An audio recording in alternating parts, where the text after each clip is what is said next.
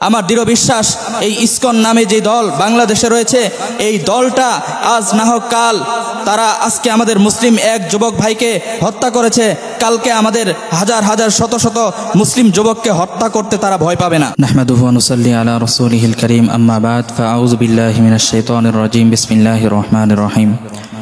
وكتبنا عليهم فيها أن النفس بالنفس والعين بالعين والأنف بالأنف والأذن بالأذن والسن بالسن والجروح قصاص। সম্মানিত দর্শক, যে যেখান থেকে আমাদেরকে দেখছেন সবাইকে আন্তরিক অভিনন্দন জানিয়ে আজকে নতুন একটা বিষয় নিয়ে আলোচনা করার ইচ্ছা পোষণ করছি। আসলে আমাদের বাংলাদেশ এই দেশে আমরা 95% মুসলিম।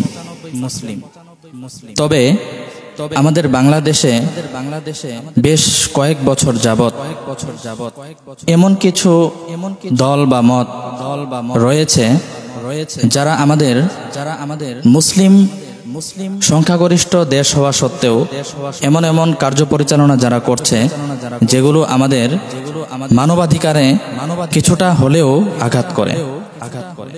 আমাদের সংখ্যা বেশি, আমরা মুসলিম, এরপরও আমরা যদিও আমাদের দেশে অন্যান্য ধর্মাবলম্বী যারা রয়েছে তাদেরকে সার্বিক নিরাপত্তা দিয়ে রাখি।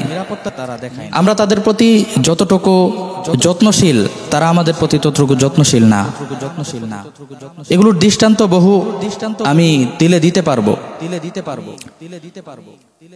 প্রায় এরকম ঘটনা ঘটে যে বিধর্মীদের পক্ষ থেকে আমাদের মুসলিম যুবকদের উপর আক্রমণ করা হয়।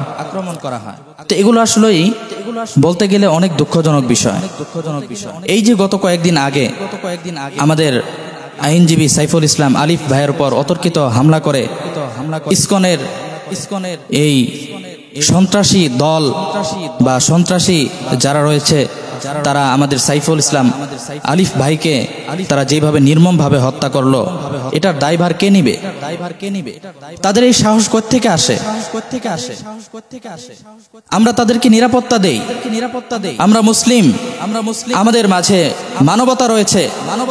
আমরা রাত জেগে তাদের মন্দিরগুলো পাহারা দেই, আমরা রাত জেগে তাদেরকে পাহারা দেই। তাদের যখন কোনো ক্ষতি হয়, তাদের যখন কোনো আক্রমণের অবস্থান তৈরি হয়, তখন আমরা তাদেরকে হেফাজতের জন্য, তাদের কর্মকাণ্ড সঠিকভাবে পরিচালিত হওয়ার জন্য আমরা রাত জেগে পর্যন্ত পাহারা দেই। আমরা আজও পর্যন্ত তাদের ধর্মের কোনো বিষয়ে আমরা হস্তক্ষেপ করি নাই, কিন্তু তারা আমাদের ধর্মগত বিষয়েও আমাদের বাধা প্রদান করে এবং তারা আজকে এত বড় সাহস পেয়ে গেল যে আমাদের মুসলিম যুবককে গলা কেটে হত্যা পর্যন্ত করলো। অনতি বিলম্বে আমি এই ইসকন সন্ত্রাসী দল বাংলাদেশ থেকে নিষিদ্ধ করার দাবি জানাচ্ছি। কেননা যদি এখন থেকেই তাদেরকে বাধা প্রদান করা না হয় তাহলে আমার দৃঢ় বিশ্বাস এই ইসকন নামে যে দল বাংলাদেশে রয়েছে, এই দলটা আজ না হোক কাল তারা আজকে আমাদের মুসলিম এক যুবক ভাইকে হত্যা করেছে, কালকে আমাদের হাজার হাজার শত শত মুসলিম যুবককে হত্যা করতে তারা ভয় পাবে না। আজকে আমার যুবক ভাইকে তারা হত্যা করেছে, কালকে আরেকজনের উপর আক্রমণ করবে। কিন্তু এভাবে যদি তাদেরকে আমরা ছাড় দেওয়া শুরু করি তাহলে এক সময় তাদের বিস্তার আমাদের বাংলাদেশের মধ্যে ছড়িয়ে যাবে।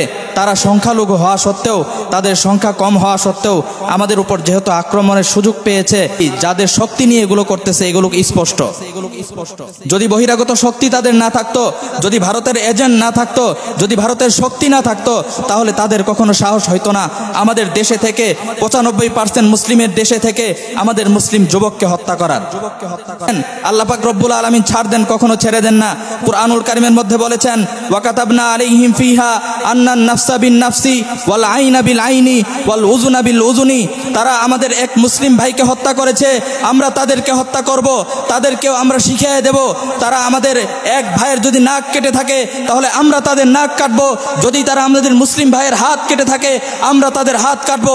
আর তারা যদি আমাদের মুসলিম ভাইকে আঘাত করে থাকে, থাপ্পড় দিয়ে থাকে, এই থাপ্পড়ের প্রতিবাদে আমরাও তাদেরকে থাপ্পড় দিব। যদি এইভাবে আমরা প্রতিবাদ না জানাইতে পারি তাহলে সেই দিন আর দূরে থাকবে না যেই দিন তারা সম্মিলিতভাবে আমাদের মুসলিম জনগোষ্ঠীর উপর বিরাট এক আক্রমণের পায়তারা করে তারা আমাদেরকে কোণঠাসা করার ব্যবস্থা করবে। এই জন্য আমাদেরকে এখন থেকে সতর্ক হবে।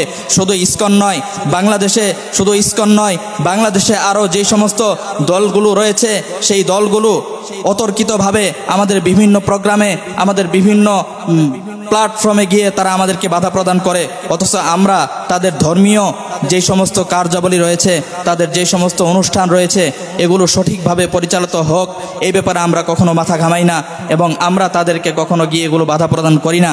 কিন্তু তারা আমাদেরকে শান্তি শৃঙ্খলা, আমাদের যে শান্তি শৃঙ্খলা, আমাদের যে মনোভাব, শান্তিপূর্ণ মনোভাবকে তারা দুর্বলতা মনে করে। কিন্তু তাদেরকে আমি আজকে জানিয়ে দিতে চাই যে মুসলিমরা চুপ থাকা মানে তাদের দুর্বলতা নয়।